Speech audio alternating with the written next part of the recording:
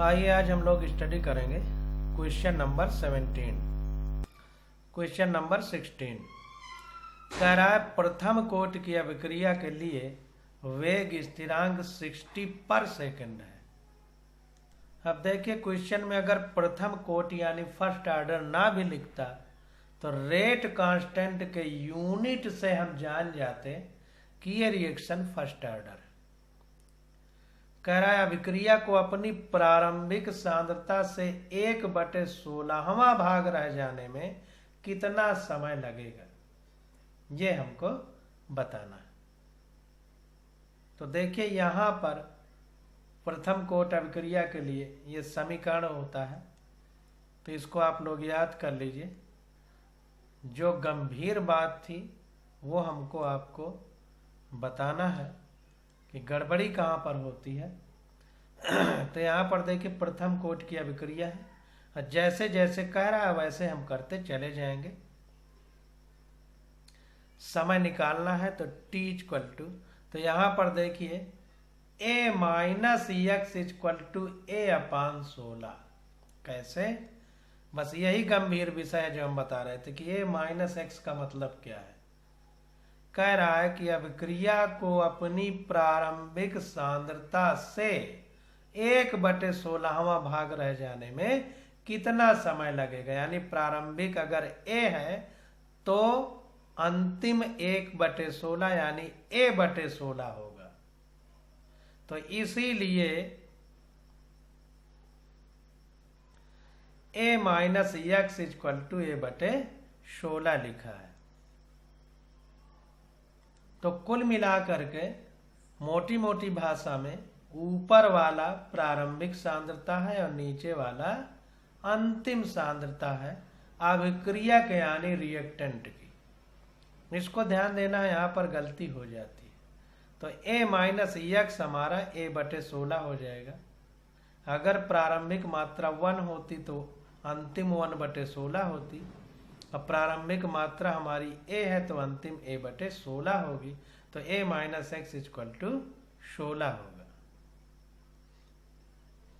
a/16। तो a minus x equal to a/16।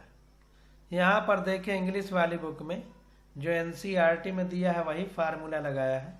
तो t equal to 2.303/K log concentration of reactant initial वाला 0 और concentration of reactant after time t। तो यहाँ पर देखिए ऊपर 1 लिखा है तो नीचे 1/16 लिखा है। बस इतना ही हमें अच्छे से समझना है क्योंकि यहीं पर गलती होती है। तो समीकरण 1 में उपरोक्त मानों को रखने पर k 60 पर सेकंड है, क्वेश्चन में दिया है। तो t इक्वल टू 2.303/60 हो जाएगा।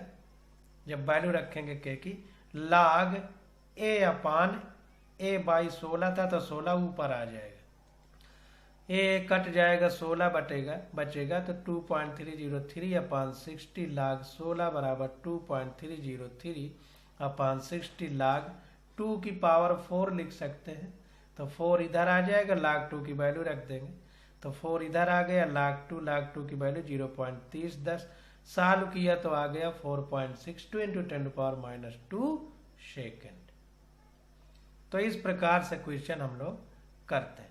अब अगला क्वेश्चन देखते हैं। कह रहा है नाभिकीय विस्फोट का 28.1 वर्ष अर्ध आयु वाला एक उत्पाद SR19 होता है।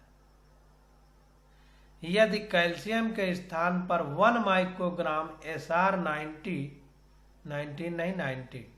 नवजात शिशु की अस्थियों में अवशोषित हो जाए और उपापचयन यानी मेटाबॉलिज्म से ह्रास ना हो तो इसकी 10 वर्ष एवं 60 वर्ष पश्चात कितनी मात्रा रह जाएगी। तो सबसे पहले उपापचयन, इसको अंग्रेजी में मेटाबॉलिज्म कहते हैं। मेटाबॉलिज्म का मतलब हमारे शरीर में जो रिएक्शन होती है जिसके माध्यम से हमारा खाना पचता है और शरीर जिंदा रहता है, तो उसमें गलत पदार्थों को शरीर बाहर निकाल देता है टट्टी और पेशाब के तरीके से।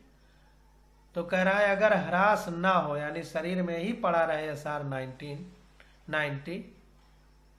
तो कह रहा है कि 10 वर्ष एवं 16 वर्ष के पश्चात कितनी मात्रा रह जाएगी अगर यह सार 90 की अर्धायु 28.1 साल हो। तो सीधा समीकरण का इस्तेमाल करके हम लोग इसको करने का प्रयास करेंगे। तो समीकरण देखिए होता है t equal to 2.303 upon T log a upon a minus X. प्रश्नानुसार टी हाफ अर्धायु हमको दिया है 28.1 साल। फार्मूला लगाया k equal to 0.693 upon T half बराबर 0.693 अपान टी हाफ की वैल्यू रख दिया तो हमारे पास k निकल करके आ गया, k की वैल्यू।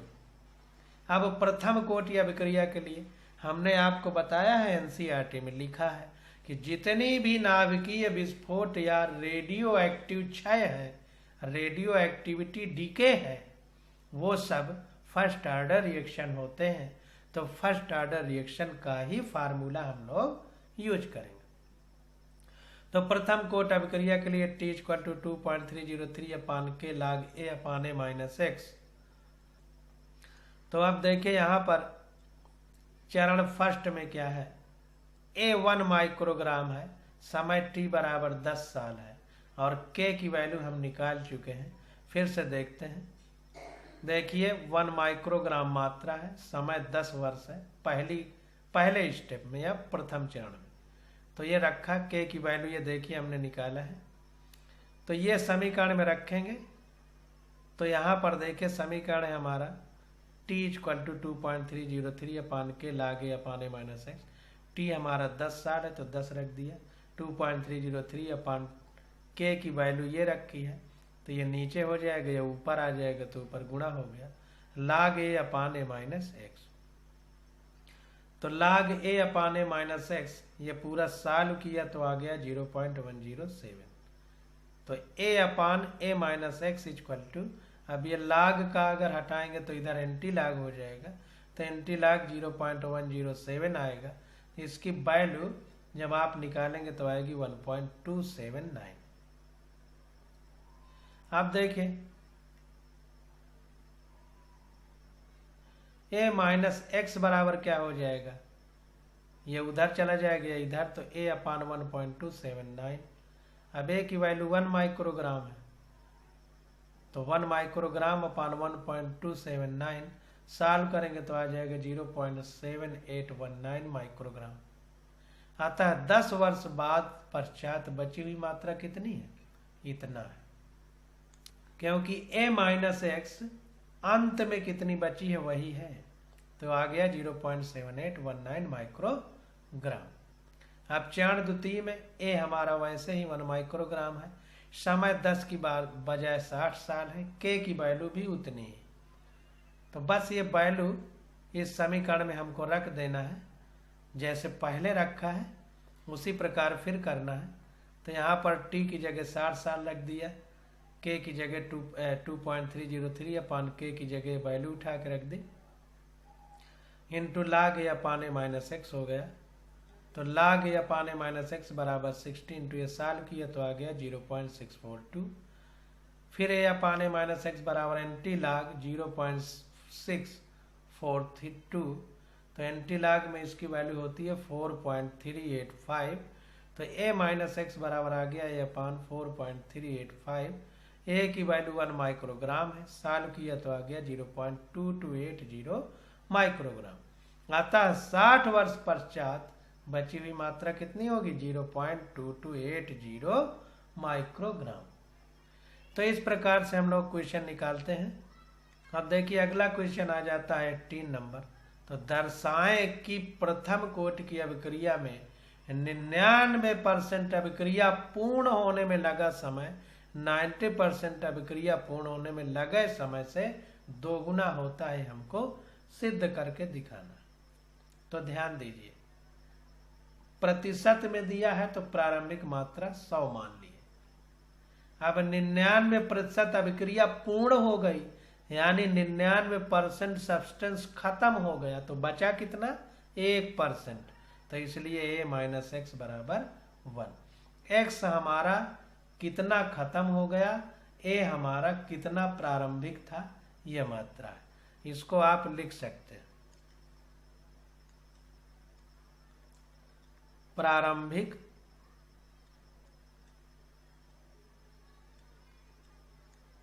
मात्रा या इनिशियल अमाउंट लिख सकते हैं, और यह हमारी खत्म हुई मात्रा, बची हुई नहीं, खत्म हुई, तो 99% खत्म हुई। तो a माइनस एक्स, तो a माइनस एक्स बराबर क्या होगा, जितनी प्रारंभिक थी उसमें खत्म हुई इतनी है, तो अब a माइनस एक्स क्या होगा, बची हुई मात्रा।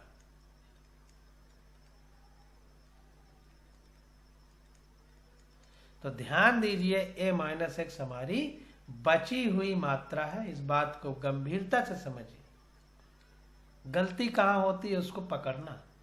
तो अभिक्रिया के 99% पूर्ण होने के पश्चात, तो जाहिर सी बात है कि 99% पूर्ण हुई तो 1% लास्ट में बचा, तो t 99% इक्वल टू 2.303 अपान के लाग a upon a minus x होता है। तो a 100 है, a माइनस एक्स हमारा 1 है, तो आ गया 2.303 अपान के लाग 100 का 10 टू पावर 2 लिखेंगे, तो 10 की घाते 2, तो बराबर 2.303 इंटू 2 पहले आ जाएगा, तो 2 अपान के और लाग 2 हो जाएगा, तो 0.30 होता है लाग 2 की वैल्यू।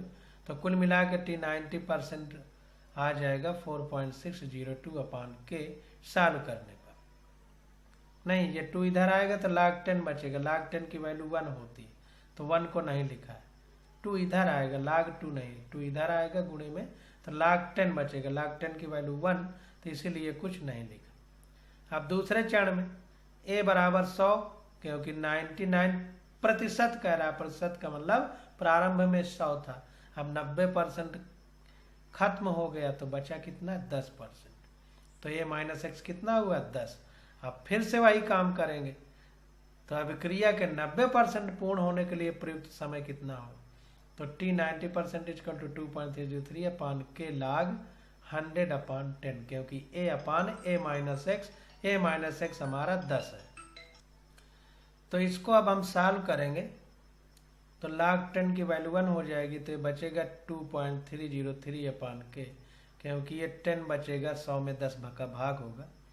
तो अब समीकरण 1 को 2 से भाग देंगे, तो t 99% अपान t 90% बराबर 4.603 अपान के इंटू के अपान 2.303। के से के कटा, इससे ये 2 बार कटा, तो आ गया 2। तो 99% अभिक्रिया पूर्ण होने में 90% पूर्ण होने से 2 गुना समय लगेगा। तो वही कह रहा है कि इसका अर्थ यह है कि प्रथम कोट की अभिक्रिया में 99% अभिक्रिया पूर्ण होने में लगा समय 90% अभिक्रिया के पूर्ण होने में लगे समय का 2 गुना होता है। हमने सिद्ध करके देख लिया। अब क्वेश्चन नंबर 19 देखते हैं। कह रहा है प्रथम कोट की अभिक्रिया में 30% वियोजन होने में 40 मिनट लगते हैं। तो डिसोसिएट होने में 30% 40 मिनट लगता है। तो टी हाफ की गणना कीजिए। तो टी हाफ का मतलब 50% वियोजित होने में कितना समय लगेगा। भाई मात्रा आधी रह जाए तो वही आधा रह जाना ही तो टी हाफ है। कंसंट्रेशन जब इनिशियल का आधा रह जाता है। तो ए बराबर हम मान लेते हैं 100, तो ए माइनस एक्स बराबर कितना हो जाएगा। कह रहा 30% वियोजित होने में, ध्यान दीजिए ए माइनस एक्स 30 नहीं है, 30% वियोजित होने में यानी डिसोसिएट होने में, तो बचेगा कितना 70। बस यही इसी जगह गड़बड़ होता है, ध्यान दीजिए नीट में यही गलती करके आओगे। तो ए माइनस एक्स बराबर हो जाएगा 100 माइनस 30 बराबर 70 तथा टी 40 मिनट है। फार्मूला लगा देंगे के बराबर 2.303 अपान टी हाफ लाग ए अपान ए माइनस एक्स। के बराबर 2.303 अपान टी लाग ए अपान ए माइनस एक्स। तो बराबर 2.303 अपान टाइम 40 मिनट है, तो 40 हो गया लाग 100 बटे ए माइनस एक्स 70 है।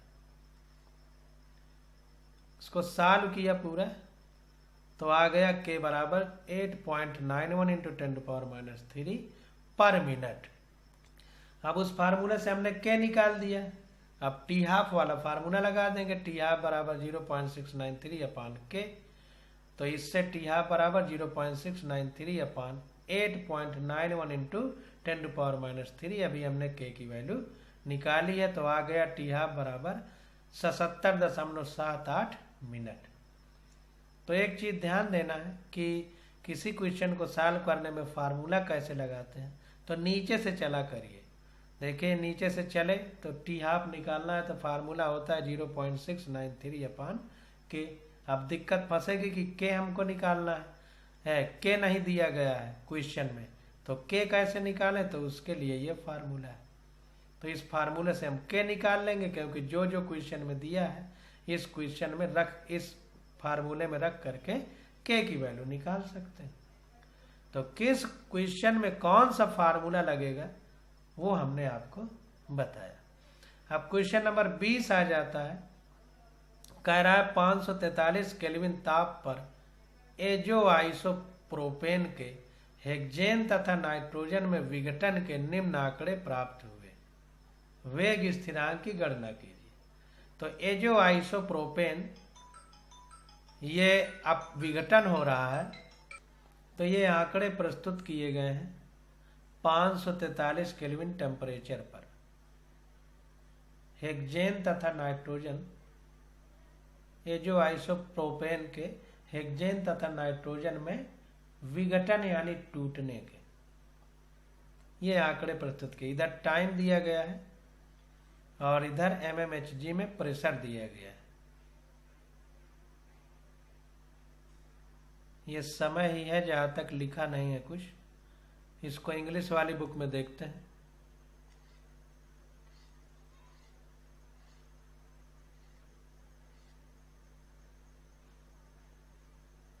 समय ही दिया गया है, समय ही है। तो देखिए रिएक्शन CH3 का whole twice CHN double bond NCH CH3 का होल ट्वाइस, इसी को एजो आइसोप्रोपेन कहते हैं। तो इसकी रिएक्शन होती है टेम्परेचर थर्मल डिकम्पोजिशन कह सकते हैं। तो N2 और C6CH14 यानी हेक्सेन में टूट जाती है। तो प्रारंभिक दाब और T समय के पश्चात दाब, इनका दोनों का हम लोग आंकड़ा अगर ले लें तो चूंकि ये गैस के रूप में है तो इसलिए दाब दिया गया है। अगर द्रव के रूप में होता तो सांद्रता देता। ये बात हमने आपको बताया। तो यहाँ पर देखिए प्रारंभिक दाब PI और T समय पश्चात दाब PI माइनस P, ये है। यानी ये प्रारंभिक दाब माइनस ये अंतिम दाब नहीं है, दाब में कितनी कमी हुई वो है। जैसे A-X में A प्रारंभिक मात्रा थी और X कितनी मात्रा कम हुई वो थी। तो इसी प्रकार PI प्रारंभिक दाब है, कितना दाब कम हुआ वो P है। बहुत गंभीरता से समझना। तो यहाँ पर देखिए प्रारंभिक दाब 0, यहाँ पर भी 0, यहाँ पर P और यहाँ पर P T समय के पश्चात। तो अब इसको ध्यान देते हैं और क्वेश्चन को सॉल्व करते हैं। तो T समय के पश्चात कुल दाब कितना होगा, तो P टोटल बराबर PI minus P plus P plus P। तो कुल मिला करके प्रारंभिक दाब ये हो गया।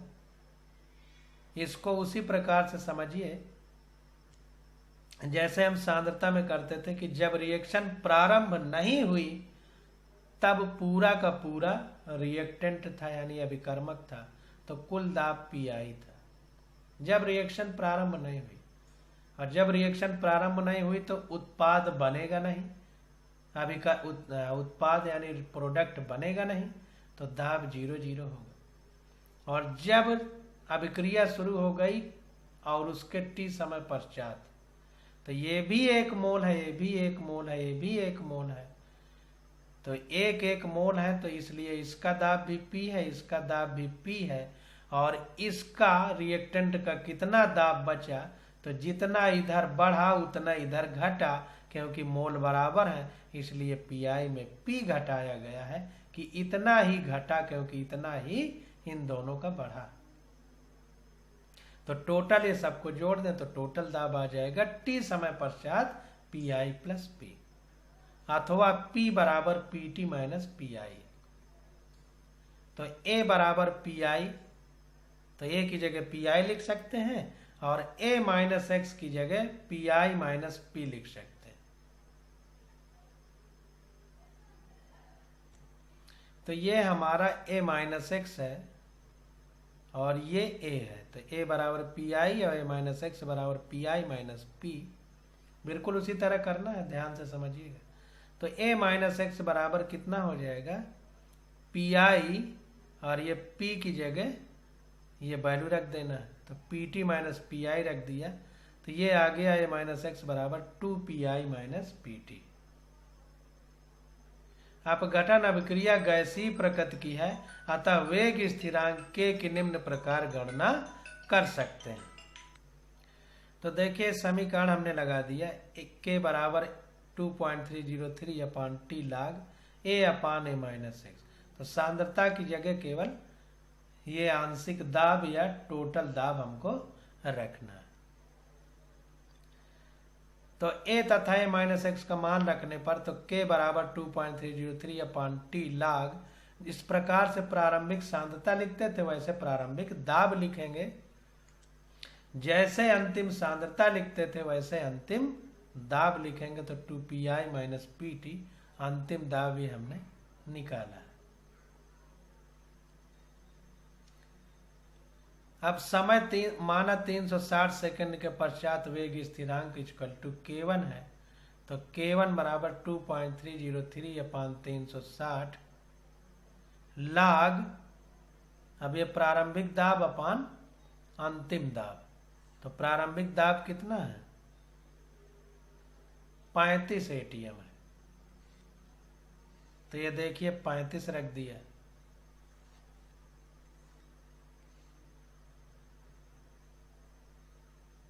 पैंतीस यहाँ पे रख दिया।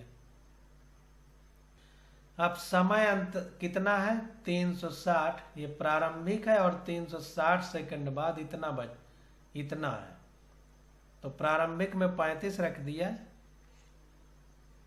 और समय में 360 रख दिया, और 360 सेकंड बाद कितना बचेगा अब वो देखना है। तो A minus x 2PI minus PT है, तो PI प्रारंभिक है तो इसमें पहले 2 का गुणा करें, तो प्रारंभिक ऊपर लिखा, नीचे प्रारंभिक में 2 का गुणा किया तो 70 आ गया, माइनस PT मतलब टोटल है, तो टोटल कितना है हमारा, तो T समय पश्चात दाब टोटल कितना है, T समय पश्चात तो T ये है तो ये वाला है 54, तो इसलिए यहां पर देखिए 70 में 54 रखा PT की जगह, क्योंकि 2PI माइनस PT है, तो ये 54 रखा, तो सॉल्व किया तो पूरा आ गया 2.17 गुणे 10 की घाते -3 प्रति सेकंड।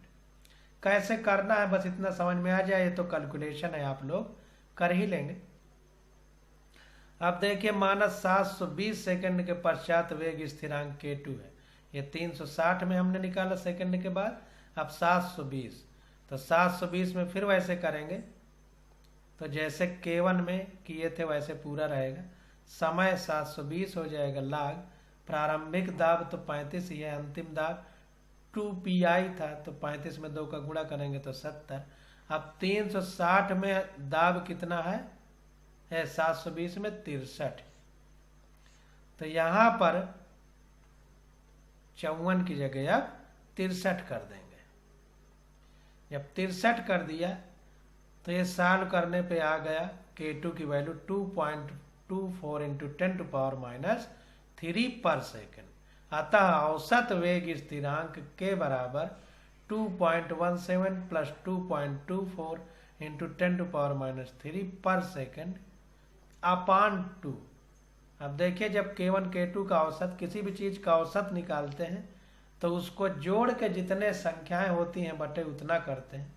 तो वही कर दिया, 2 ही है K1 K2, तो 2 का भाग दिया यानी 2 से डिवाइड किया।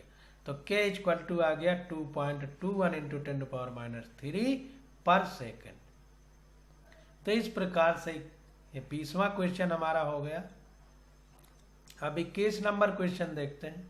कह रहा है स्थिर आयतन पर SO2 Cl2 के प्रथम कोटि के ताप अपघटन पर निम्न आंकड़े प्राप्त हुए।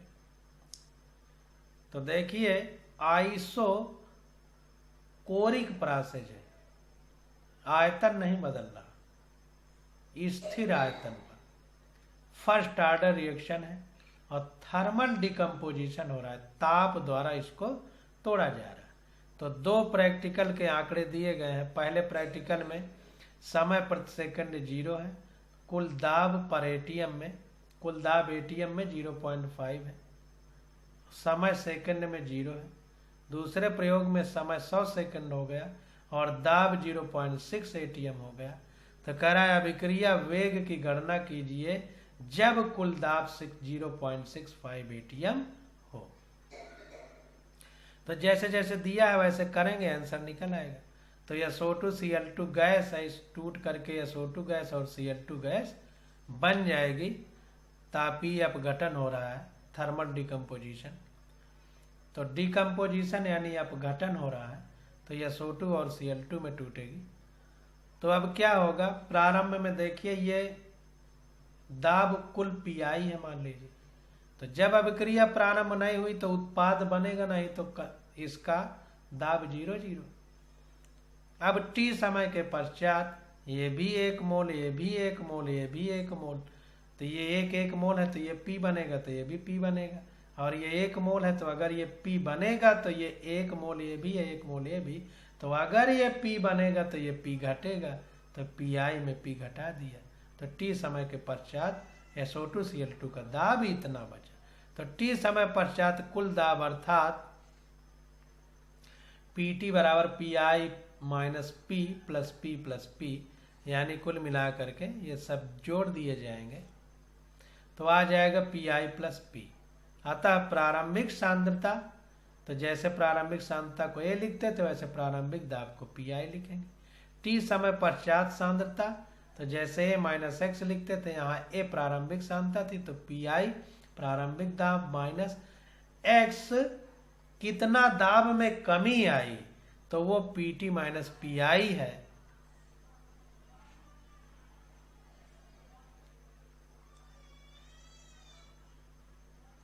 तो यहां पर देखिए माइनस X बराबर प्रारंभिक दाब माइनस प्रारंभिक दाब में अंतिम दाब घटा देंगे। अगर टोटल दाब में प्रारंभिक दाब अगर घटा दें तो कितना दाब बचा वो आ जाएगा X। तो PI minus PT minus PI हो गया। तो ये आ गया PI minus PT plus PI, तो आ गया 2PI माइनस PT जैसा ऊपर क्वेश्चन में। तो प्रथम कोट अभिक्रिया के लिए वेग स्थिरांक K बराबर 2.303 अपान T log A upon A minus X। तो A और A माइनस X के मान रखने पर तो K बराबर 2.303 अपान T log A की वैल्यू PI है और A माइनस X की वैल्यू ये है, तो मान रख दिया। अब वेग स्थिरांक K की गणना, तो PI 0.5 ATM क्वेश्चन में दिया है और टोटल PT बराबर 0.6 ATM ये भी क्वेश्चन में दिया है। तो K बराबर 2.303 अपान T log PI अपान 2PI माइनस PT। तो 2.303 अपान T समय 100 सेकंड है और टोटल दाब 0.65 कह रहा है। तो यहाँ पर देखिए हमने वैल्यू रखी, तो K बराबर 2.303 अपान T log PI अपान 2PI माइनस PT 2.303 अपान समय 100 सेकंड log 0.5 प्रारंभिक दाब अपान प्रारंभिक दाब का 2 गुना।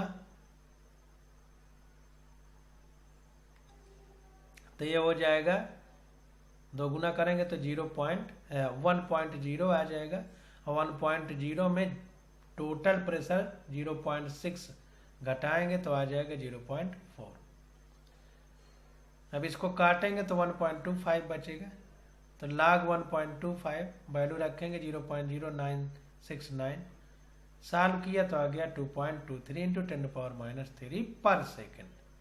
ये वेग स्थिरांक के की वैल्यू आ गई। अब वेग अभिक्रिया की गणना जब कुल दाब 0.65 ATM है, इसको ध्यान देना है।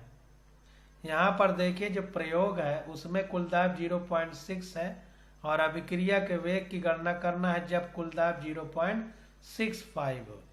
तो यहाँ पर देखिए जो कुल दाब रखा गया है, ये जो प्रैक्टिकल वाली वैल्यू है 0.6 वो रखी गई है। अब ये अभिक्रिया के वेग की गणना करना है जब कुल दाब 0.65 हो, तो k की वैल्यू हमारे पास निकल आई है। तो अब इसी में k की वैल्यू रखेंगे, कुल दाब की जगह 0.65 रख देंगे। तो देखिए PSO2Cl2 इक्वल टू 0.5 a की वैल्यू, a की जगह प्रारंभिक दाब, तो 0.5 माइनस अब अंतिम दाब यानी a माइनस एक्स, a मतलब टोटल, तो टोटल 0.65 हो गया। अब यहाँ पर ये P टोटल माइनस प्रारंभिक दाब ये 0.50, तो ये PSO2Cl2 का दाब आ जाएगा। देखिए SO2Cl2, तो PSO2Cl2 कितना होगा, Pi माइनस P, तो Pi कितना है, इनिशियल ए है 0.5, I का मतलब इनिशियल, तो 0.5 में Pi हमको घटाना है, Pi माइनस P घटाना है, तो P की वैल्यू टोटल माइनस Pi होगी, तो 0.65 माइनस 0.50। जैसे a माइनस एक्स का मतलब क्या होता था कि जितना शुरू में थी उसमें से कितना खर्च हो गई वो घटाया जाता था। तो टोटल अगर इतना है तो इतना खर्च हुई, 0.50 वैल्यू खर्च हुई। ये अलग चीज है, ये अलग चीज है। कुल मिला के सीधा सीधा a माइनस एक्स बराबर 2Pi माइनस PT है, तो Pi हमारा 0.5 है, इसमें 2 का गुणा करेंगे तो 1 होगा, 1 माइनस P टोटल 0.65 है। तो देखिए सीधा सीधा इसको लिख देना चाहिए 1 माइनस 0.65। इतना गणित ये लगा करके और कंफ्यूजन क्रिएट कर रहा है। 2Pi माइनस PT सीधा लिखो ना a माइनस एक्स, तो इसमें 2 का गुणा हुआ या ये इधर आया तो जुड़ेगा, तो 1 बचेगा माइनस 0.065 आ गया 0.35 ATM। तो k की वैल्यू यहां पर हमने निकाल ली है 2.23 इंटू 10⁻³ पर सेकेंड। तो वेग इक्वल टू होता है k इंटू PSO2Cl2, क्योंकि जब हम लोग लिखते थे तो rate equal to k a की पावर x लिखते थे ऐसे, यानी कंसंट्रेशन ऑफ रिएक्टेंट। तो यहां पर दाब है तो आंशिक दाब आप SO2Cl2 लिखेंगे, तो वही k की वैल्यू रखा और PSO2Cl2 का पार्शियल प्रेशर रखा। तो ये आ गया 7.8 इंटू 10⁻⁴ ATM पर सेकेंड। ये हमारा अभिक्रिया के वेग की वैल्यू आ गई। तो इस प्रकार से हम लोग क्वेश्चन करते हैं। अब अगला क्वेश्चन आ जाता है 22। इसकी स्टडी हम लोग अगले लेक्चर में करेंगे। आज बस यहीं तक।